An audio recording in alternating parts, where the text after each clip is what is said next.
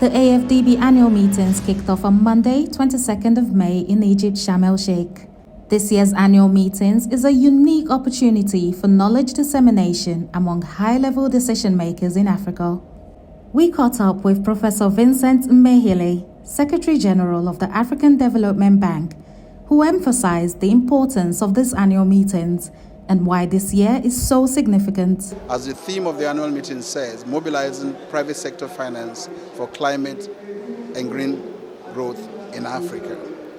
That tells you that we're beginning to see the importance of the private sector in the development of the continent, because states can no longer do it alone, because the resources are not limitless.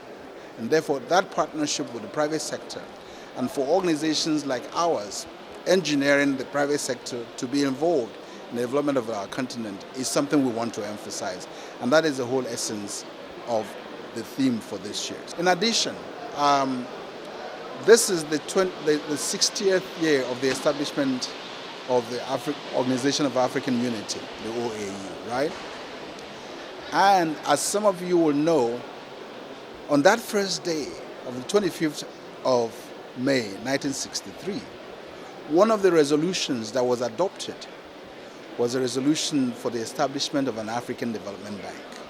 So that resolution is also 60 years. And then the next year, in 1964, the African Development Bank was established. So it's significant for us. And one of the highlights of the meeting is a more celebrated Africa Day, which you will see as slated in the program, and of course, which is also being celebrated at the headquarters of the African Union in Addis Ababa. So that is significant also for us. Of course, our heads of states will be gathered here to talk about the issues around the international financing architecture, the role of multilateral development banks. Africa is saying we're not being heard enough in terms of our development needs. There are a number of things that Africa is asking for, things that affect Africa globally, and therefore need to pay more attention.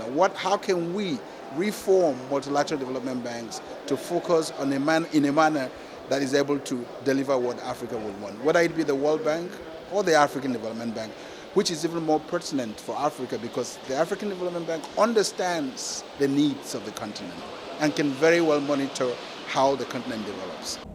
The African Development Bank is committed to making growth inclusive by broadening access to economic opportunities for more people, countries, and regions, while protecting the most vulnerable. The Secretary General, Professor Vincent, explained how the AfDB ensures grants provided are properly utilized in a way that benefits the most vulnerable.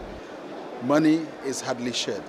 Rather, member states come to the bank to request for loans. There are poor African countries that benefit from grants under the auspices of the African Development Fund. Right. And those grants are specifically targeted based on the proposals presented by those countries in terms of the needs. And usually, these needs are those that go to address the most vulnerable. For example, during COVID, the bank deployed lots of resources towards helping member countries to deal with the challenges of COVID. And we've seen great results in a number of countries. The ability to be able to establish testing centers, the ability to be able to develop labs and diagnostics that countries were not able to do before.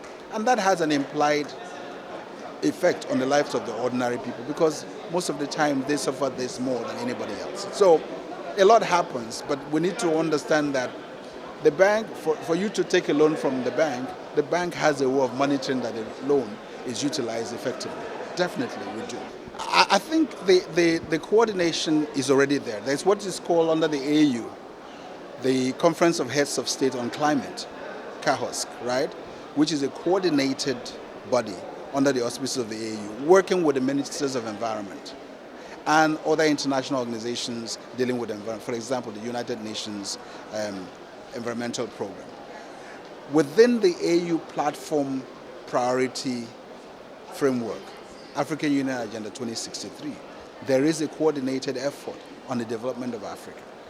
Now, if you add that to the high fives priorities of the African Development Bank, you get together a blueprint that, working together, systematically implemented, would definitely lead to the development of the country. So those collaborations are there. We work very closely with the African Union to see the relationship between the African Development Bank's High Fives and the AU Agenda 2063 to ensure proper development. So that coordination exists.